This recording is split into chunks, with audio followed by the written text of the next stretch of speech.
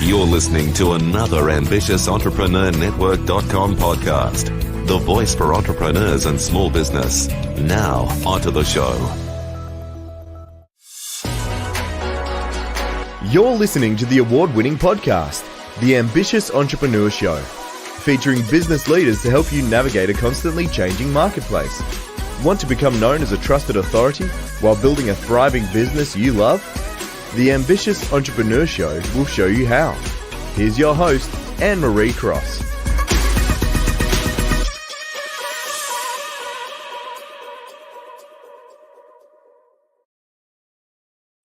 And welcome to another episode of the Ambitious Entrepreneur Show, brought to you by the Influence Alliance, which is the business building community for coaches and consultants who want to build a profitable and scalable business while also launch a successful podcast so that they can make a much bigger impact in the world with their message. And I'm your host, Anne-Marie Cross.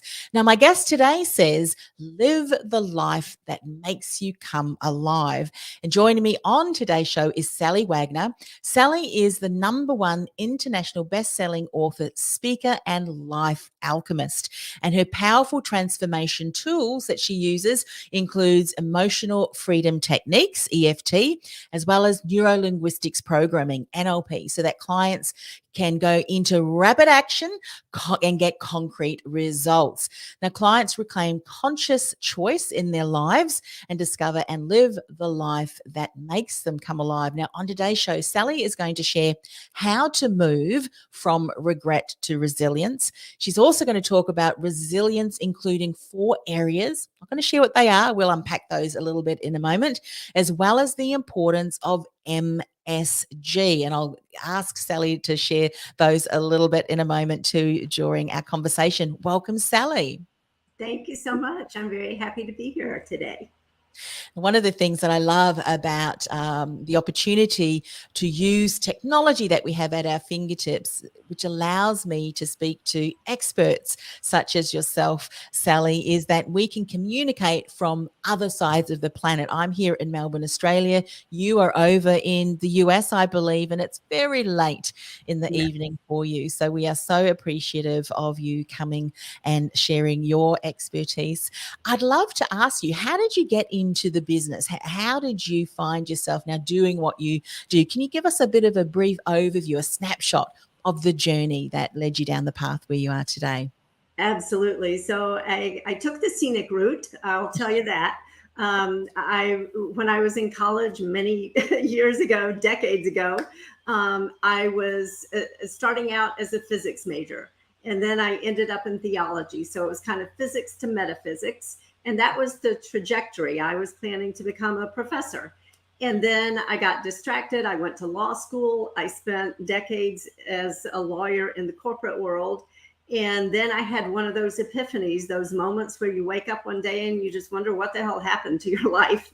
And it brought everything together for me. It kind of crystallized it. And I said, I want to help people. I want to be a life coach. And I was already coaching people with EFT, emotional freedom techniques. And so I just used that as an opportunity to add more tools to the toolbox. Yeah, I love the way that you said you took the scenic route. I can certainly relate to, and I know many entrepreneurs can, particularly those that are coming in entrepreneurship as a service-based business, coaches and consultants, which a lot of our audience is. But you know what? In that scenic route that you took to get to where you are today, there is such a richness, isn't there? And a wealth of knowledge and experience that comes from hands-on work, experience, challenges that you've overcome. And of course, as we mentioned in the introduction, the way in which you support clients is to help them overcome some of the challenges which may have become bottlenecks, which may have become strongholds, if you will, that people were just not able to even recognize, and wondering, why is it that I cannot get to where I want to be? So let's talk about how to move from regret to resilience. No one likes sitting in that area of regret. So what do we need to do? So, and so many of us are living with regret, because it's kind of like your view is focused on the rear view mirror. You're not looking forward anymore because of trauma and loss and all kinds of things that we experience in life. And yet, until we can shift that focus to look forward, we're going to be pulled backward by regret. And one of the greatest ways to move out of regret is by building resilience. And we can do that in 4 major areas of our lives. Yes. How would you define resilience? We have had a number of people who have spoken about this, but I'd love what do you say resilience is for you, and obviously how you support clients? Sure. So, first of all, I think a lot of us think that you either have it or you don't, right? We see some people and we think, wow, they're really resilient. They really bounced back from that, whatever it was. And it's important to remember that resilience is a skill that we can all learn.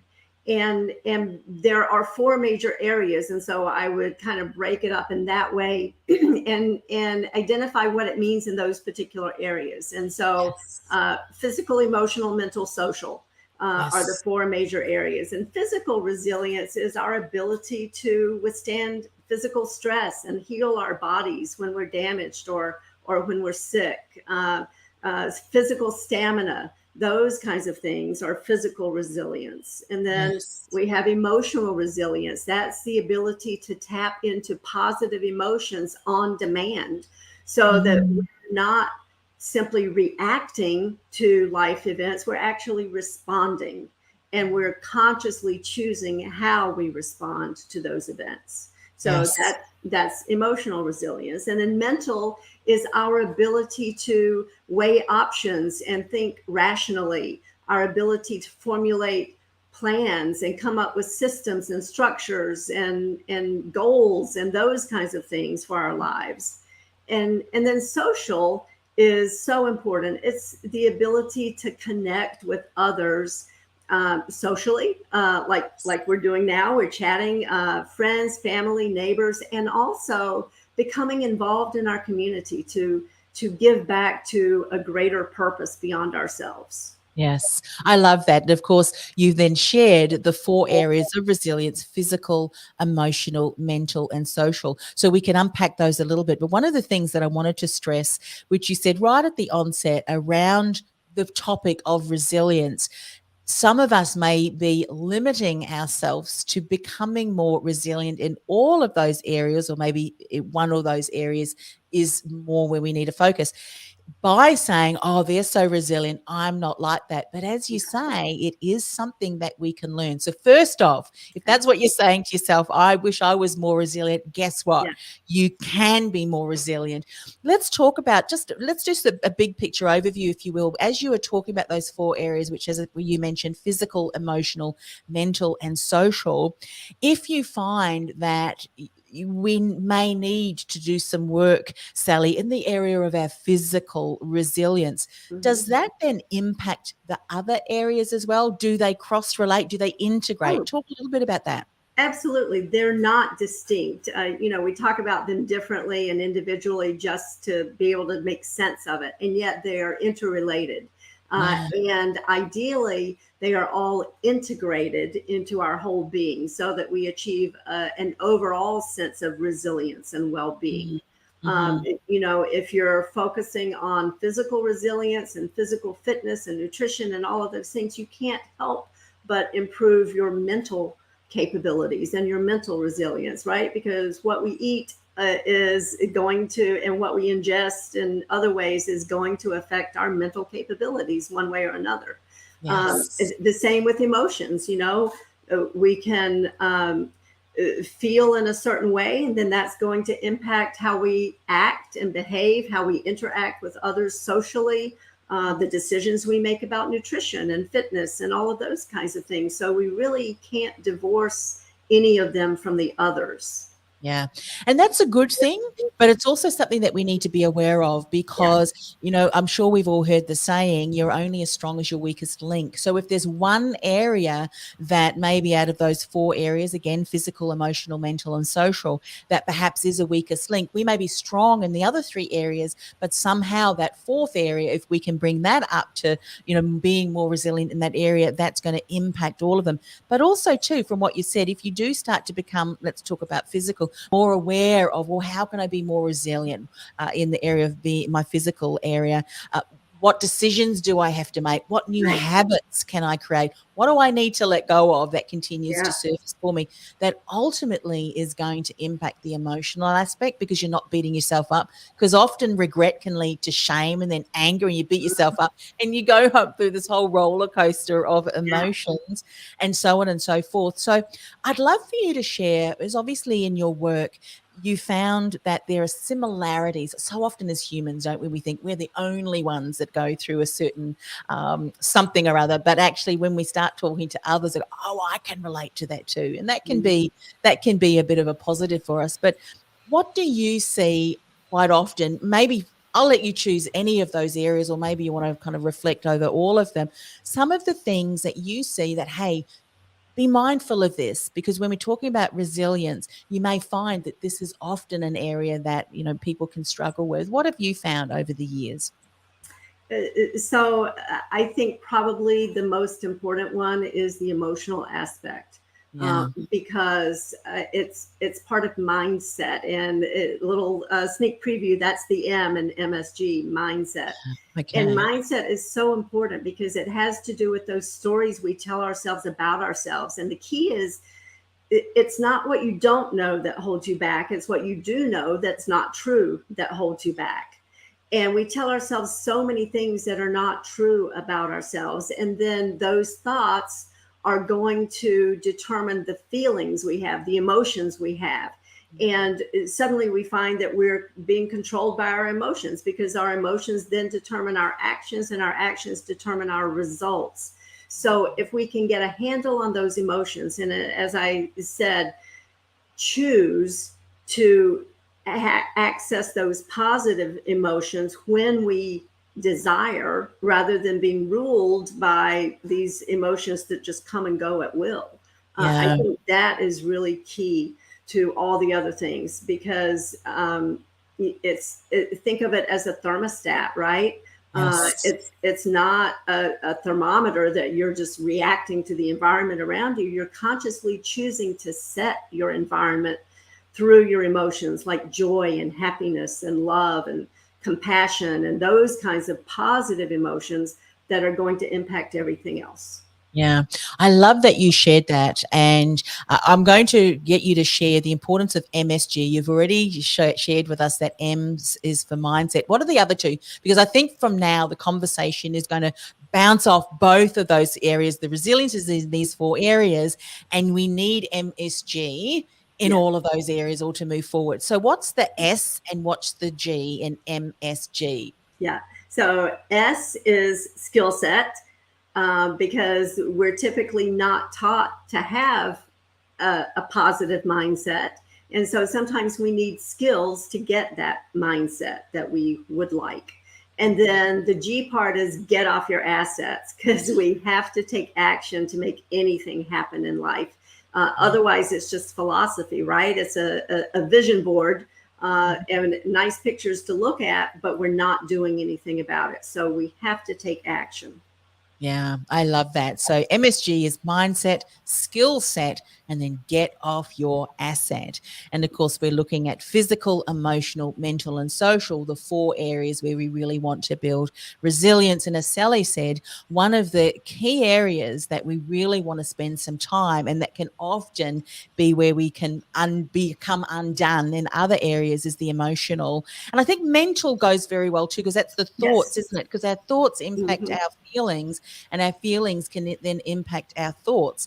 And if we aren't able to control that, and here's something that I want you to speak a little bit into, because often we assume, or we have a misunderstanding, that we can't really control our emotions, or that our environment is going to determine our emotions, but we can actually control the emotions. So it's like you may not be able to control what's happening to you, or what others may be saying about you, or implementing that causes you a bit of a kind of controlling you, but you can control how it lets you become impacted, and that goes around the mental and the emotional. So let's talk about what are some of the mindset shifts that we may need to be aware of and make that would help us to grow more resilience in the emotional area? Yeah.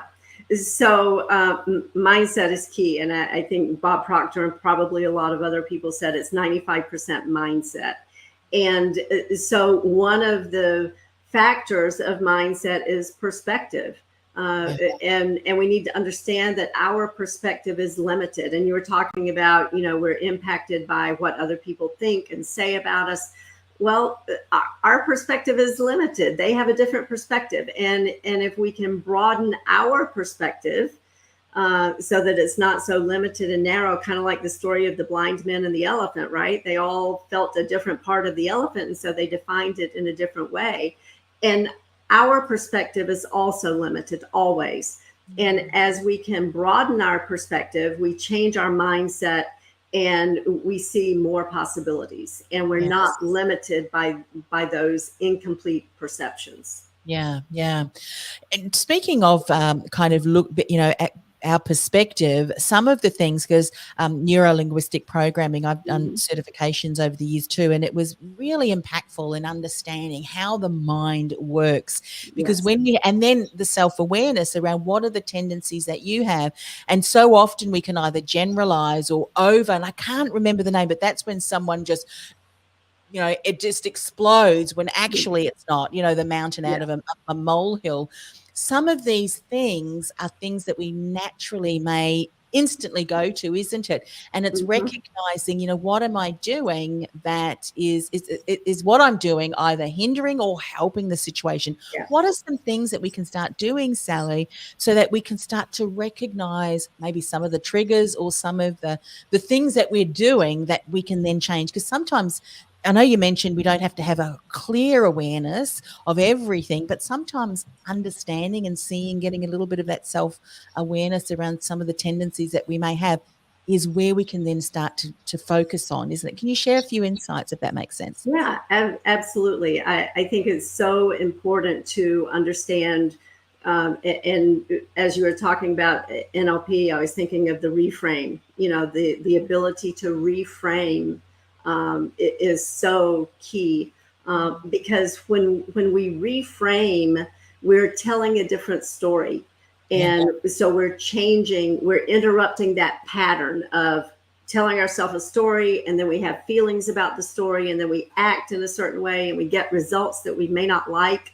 And then those results are going to reinforce that story. If we can change the story, then we can change the outcome.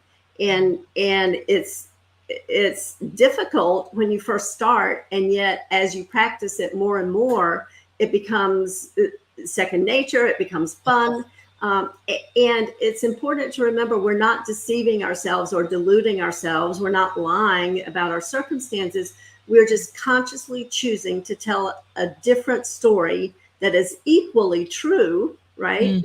And yet has more utility for us individually. And when we can do that, when we can take the time to have mindfulness enough to understand the story we're telling ourselves, then we also have the power to change it. Yeah, I love that. I'm going to put some context by giving an example, because often we talk about that self-fulfilling prophecy, and that often what we do as individuals or humans is we look for evidence to prove our belief is true. So in the example of perhaps public speaking, coming on podcasts, if we believe that we're not good at public speaking, we're going to make mistakes, well, ultimately what you're going to do, and it happens often as an instant, isn't it? You keep an eye out for the times where you may not be able to think. And then your mind is going, whilst you're live on the interview, see, I'm making mistakes. I'm no good at this. And that continues to build, doesn't it? To the point where you get so distracted. Guess what? You feel really unhappy, and there you go. Believe proven my belief is true that I am, not a very good public speaker. Yet, as you said, change that story. There's a way to go in improvement, but I'm going to be mindful. What did work well? What do I want to continue? And when you follow a new story, eventually you build the confidence, don't you? And the courage step out there, and then all of a sudden you're starting to see a different result. That's kind of what you're talking about. Yeah. And when we slow that down, the mindfulness, we're able to, find a different result. Do you find that it's because often we're too impatient? We want things to happen right now. Yeah, absolutely. And I think, a lot of people in the public sphere are talking about manifestation and law of attraction and all this kind of stuff. And we think it's going to happen just like that. And it's not necessarily, right? The true magic is in the work that we try to avoid, right? And I think it's important to have fabulous goals, right? Have the biggest goals you can imagine. I think Richard Branson, lots of quotes. Richard Branson says, if your goals don't scare you, they're not big enough. So you want to have those big, scary goals, and you want to have a system and structure in place that is going to have daily activities that move you in the direction of that big, scary goal. It's the daily grind that's going to get you there. And to be able to find the joy in that, to be able to repeat it every day, that's bliss, I think. Yeah, absolutely. And let's face it, I mean, I think as entrepreneurs and business owners, the whole entrepreneurship in business, there's a lot of unknowns, isn't there? There's a lot of risk taking and so forth. And we probably wouldn't have it any other way, because there's something about that that's quite exciting. But it does bring up the conversation then of, well, when we do move forward and have these really big goals that scare us, we need to be mindful that we don't create bottlenecks in that, okay, something happened and it failed. We did a beautiful reframe at the beginning, and some people may not have noticed it. You said you took, not that you said it from a negative point of view, but some people might say, well, it took me ages. We talk about overnight success, yes, but you don't see the 20, 30, 40 years that someone has spent in the trenches doing the hard work. But so rather than saying, well, it took me so many years, but look at the richness that you could only ever have through that experience. And I used to do that, and I didn't know at that time, NLP and the reframe for people who were in the workforce, yet they were of mature age. They would often say to me, Sally, well, how can I compete with all of these graduates? Right. It's going to be very difficult for them to position themselves as a value-added employee if in their own mind they're already creating barriers that, hey, I'm older. But I tell you what, any degree that someone has just worked out, gotten under their belt, fantastic, congratulations.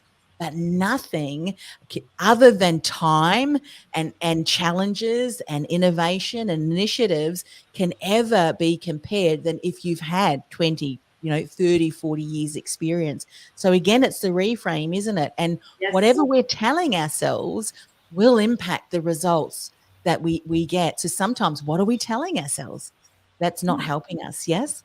Absolutely. And when we tell ourselves things like that, we're holding ourselves back. Because if you say you can't, you won't. Yeah. Well, isn't it Henry Ford that says, if you think you can and if you think you can't, you're absolutely right. You're absolutely and that's so true. It's absolutely true. Yeah. And I mean, if you think about what everybody around the world has experienced over the last 2 years, there's been significant change. I see the benefits of that. Yes, we've been in lockdown, and yes, I am more of an introvert. So I was really excited when all of the events and the peopling, had to get cancelled. I just ended up doing more peopling online. But think of the amount of people now who have tapped into the online space and realized, oh my goodness, there's a whole new world out there that I may not have even become aware of were it not for having to go online. Do you think that quite often as human beings, individuals, that because we instantly, I don't know whether it's human nature or something, we instantly look for the what can't I do, the things that I'm missing out on, the regret, rather than looking at kind of the silver lining? What are the benefits? One of my clients has written a book, The Gift Mindset. What are the gifts in this particular challenge and in this situation? Do you find that we so often neglect looking at the silver linings? Oh, yeah, absolutely. I remember many years ago hearing a joke about two little boys, and One was optimist, one was pessimist, and they put the pessimist in a room full of brand new toys, and he wouldn't play with any of them because he was afraid they would break. And then they put the optimist in a room full of manure, and he immediately started digging, and he said, "There's got to be a pony in here somewhere." So I think it goes back to the mindset and consciously choosing to find that silver lining in everything. Yeah, everything. I love that.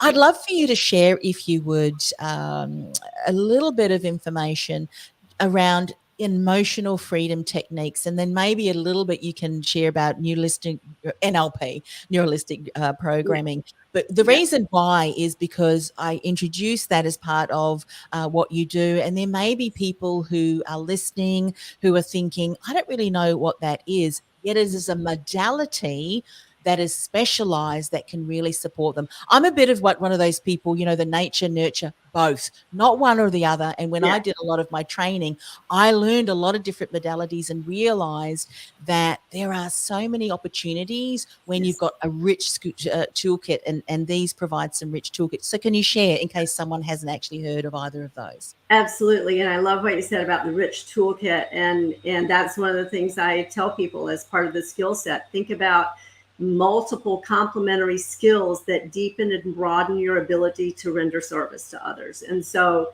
EFT, emotional freedom techniques, is a form of energy psychology, best way I can describe it. And that is based on the concept that there are energy fields in our bodies that we can access to promote healing and positive change in our lives. And so it's a way to reach into the perhaps subconscious levels where all of those emotions, I call them mind apps, paradigms, the mind apps, like on your phone, because we all know what apps do on our phones, and we have the same thing in our subconscious minds, and they slow things down and they drain the battery, and they have competing purposes, just like the apps on my phone, And we can reach the level of those mind apps, we can make true change from the inside out. So it's no longer a matter of willpower. If it's willpower, we've lost the battle. And we know that from all the statistics about failed New Year's resolutions and diets that people go on and on, right? And the goal is to make true positive change from the inside out. And EFT is one of those modalities that allows us to do that. And it's based on the energy meridians, just like acupuncture and acupressure, but no needles, just tapping. I love that you share that. In a moment, I'll ask you to share a little bit about neuro-linguistic programming. Sometimes you hear about these techniques, and depending on, kind of your upbringing, some of these techniques might be, it's a little bit, but I've done a little bit of research in EFT, and actually one of the certifications, which was around money blocks, the teacher, the trainer who came up with the particular system, she was very much into the emotional freedom techniques. And what we don't realize, or some of us do, is that when we talked about those 4 areas of resilience, which you recommended, we really need to build areas in physical, emotional, mental, and social. We talked about how mental and emotional, our thoughts and feelings, can be impacted, vice versa. What happens is, if you've got an unaddressed emotional thing that you're carrying around with you, it can manifest itself into illness, disease. It's been proven that if you continue to, put yourself under immense pressure, unforgiveness can turn itself into an illness. And so EFT is one way that you can actually release that from the body. Years ago, when I fell off my horse, I got concussion. I actually went to all sorts of different doctors and modalities and everything, because I continue to get headaches, Sally. And it wasn't until I went, because my parents said, well, I don't know what we're going to do. So they took me to an acupuncturist.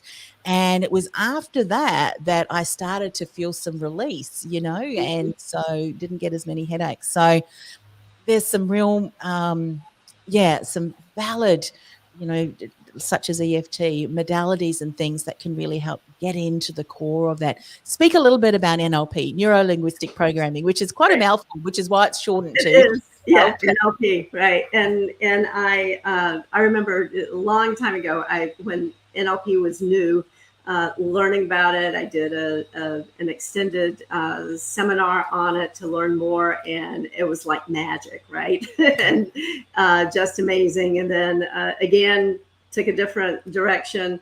And then I came back to it years later. It's fascinating. Neuro, it has to do with how the brain works. Linguistic is, how we communicate linguistically. And then programming has to do with those mind apps and the behaviors that we engage in, strategies. Sometimes they're called clusters of behaviors that get triggered by certain things. And NLP has some amazing interventions and modalities that help, very similarly to EFT, that help to get to those emotions that perhaps are stuck, because we carry it in our bodies, right? Everything is energy. We carry the energy of those emotions in our bodies. And you're absolutely right. They do make us more or less susceptible to disease, especially inflammatory disease. And those kinds of stress you mentioned, traumas, they can actually affect the length of the telomeres on our DNA strands, which can then make us more susceptible to inflammatory disease. And so with modalities such as EFT, NLP, those types of things, we can truly change our physiology and change our lives. Yeah. One of the things that I learned when I was doing NLP, and this is something that maybe you hear other people say as well, is that, something happened and all of a sudden, what previously throughout life you might have just been able to plod along, navigate through, all of a sudden becomes something that really that needs to be looked at, that needs to be addressed. And that is because throughout our life, these little significant events, something happens and all of a sudden it triggers, and it goes back to every time something like a disappointment, something, and it strengthens the lot of them, isn't it? It's a significant event. And that's one of the reasons why when something happens, such as maybe the last 2 years, someone may say, Sallie, I don't know what it is, but I was fine. But then all of a sudden now I'm unable to get up in the morning, or this keeps happening. That is because there's a significant event that has happened and now caused all of those other things, which may have been something that you've been able to manage, suddenly now become something that you recognize, hey, something is not quite right. And I'm glad we're having this conversation too, because now more than ever, people who have, well, I'll be fine, I'll just ignore and keep going. Actually, we can't ignore that, isn't it? Find someone to talk to. Sometimes just speaking to someone who has a bipartisan, what if that is that the right word? Someone who, sometimes we go to a relative, but they bring their own kind of stuff to it, so that you can't kind of just, they have their own judgments. But we need someone who is non-judgmental and is able to talk about that. And then, such as yourself, use some of these tools to help you navigate through that. Now, I think is a time where we need to be doing that because of the significant things, complexities that we've gone through. Sallie, if someone has listened either live or to the recording and thinks, I think I need someone like Sallie on my team, someone to support me in that way, what's the best way that they can get in contact with you? My website is Sallie, SALLIE, Wagner.com. It's a redirect, and the name of my company and the website is also intentionallifecoaching.net. Fantastic. Sallie, thank you so much. As I mentioned, it is late where you are at, and you stayed up, and we're so appreciative of that. And I know that the conversation we had today will certainly is rich in insights, and ours, I'm sure, it was a plenty, and it was a pleasure speaking with you today. Likewise. Thank you so much. This podcast is brought to you by theinfluencealliance.com. Want to influence real change with your message by becoming known as a trusted authority in your industry while building a sustainable and scalable business you love? Find out how by accessing our free podcast series at www.theinfluencealliance.com/podcast series. That's theinfluencealliance.com/podcast podcast series.